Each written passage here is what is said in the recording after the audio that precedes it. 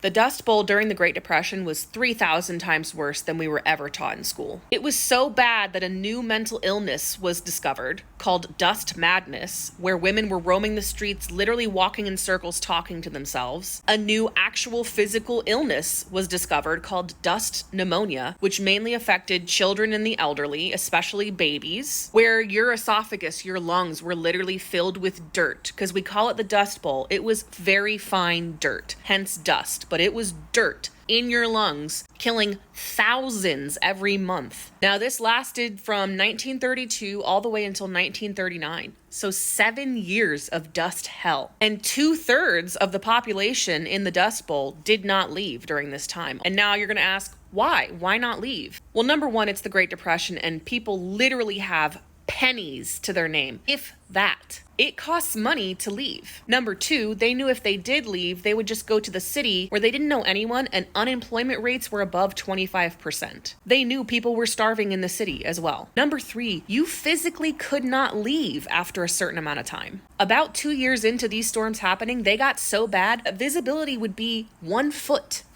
How do you expect someone to drive a car in those sorts of conditions? Not only that, but these cars would hit these dunes because roads is a very egregious word. They were dirt paths and you could not see when you were driving on them. And these dunes of dirt would form. And these cars, when they hit the dunes, would tip over. They were quite literally stranded. And if you're thinking, okay, then hop on a train. Well, it derailed trains too. And it killed thousands of people from train derailments. Not only could you not see well enough to drive a car, but these storms caused static electricity that was so bad that if you made skin-to-skin contact with someone, you oftentimes would be knocked on your ass as if you just touched a live wire. That's how strong the currents were. And these currents would cause the cars to not be able to start or to stall out. So even if they're on, they would completely stall. The static electricity was so bad that a barbed wire fence would glow blue because of the current running through it. If you were trying to grow any sort of fruits or vegetables, like a watermelon vine is the example they used, the static electricity would quite literally singe the plant to death, and you would wake up and your plant would be burnt to a crisp. Now, these storms would come on so fast that 1 minute you would be looking at a clear blue sky in the field, and 30 seconds later,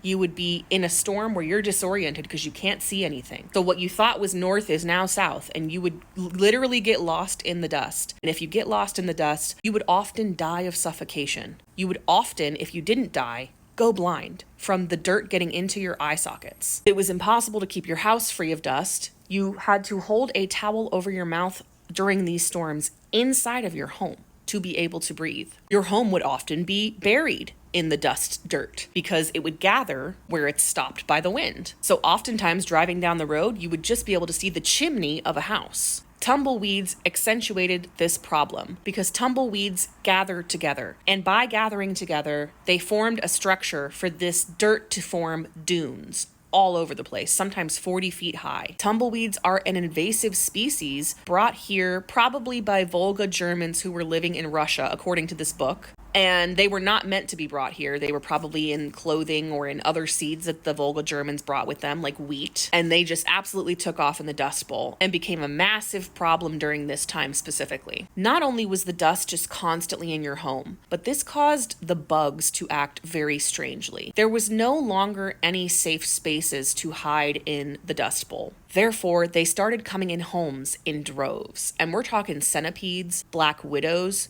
tarantulas. Several people died of black widow bites because their homes were absolutely infested with insects. This is one of the weirder facts that I did not know about the Dust Bowl, but people in cities had their own problems at the time. They didn't really believe that the Dust Bowl was happening or that it was as bad as what was being reported until 1935. So 3 years after these storms started happening, one day in all of the metropolitan cities on the East Coast, Chicago, New York, DC, Baltimore, Philadelphia, everyone woke up and everything was covered in dirt. It went so far as 200 miles out to sea and hit ships that were out there. These storms lasted 4 days in these major metropolitan cities. And finally, people were like, okay, I guess the Dust Bowl is happening. What can we do about it? Coincidentally, FDR, when this storm hit DC, was in a meeting about the drought that was happening in the Great Plains, which immediately upon entering office, he knew was a huge problem. He was not ignoring it. He believed it. He knew it was a huge issue that had to be dealt with immediately. But he was in a meeting where other people weren't convinced, and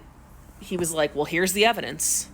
Look outside. Look around you. Another thing I didn't know is one of the first policies he implemented in the Great Plains. FDR sent government workers out to the Great Plains to purchase all of the livestock that was still alive on the plains. Cows were already starving, blind, filled with sores all over their bodies. Cows, horses, pigs, chickens. His first move was to send government workers out there and to kill all of the animals. He quite literally sent people door to door saying, hey, you've got 18 cows. 2 of them are good enough to still go to slaughter. The other 16 of them need to be killed. We're going to shoot them today. We are going to pay you for these animals, $5 for the good ones that are going to go to slaughter, $1 for every one that we need to shoot and kill today. And honestly, these farmers knew it because these farmers cared about these animals and were devastated seeing what they were having to go through. They were so broke that $1 was something that they simply couldn't turn down. He also trusted a soil scientist to implement change in the Great Plains. His name was Hugh Bennett, and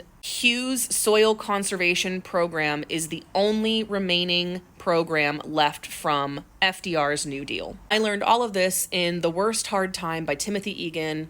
5-star read, absolutely loved it. I had nightmares from this book. I had no idea the Dust Bowl was as bad as it was. There were people in this book who had gone through the 1918 flu, been soldiers in World War I and World War II, and they still said nothing was ever worse than experiencing the dust storms, which they referred to as dusters.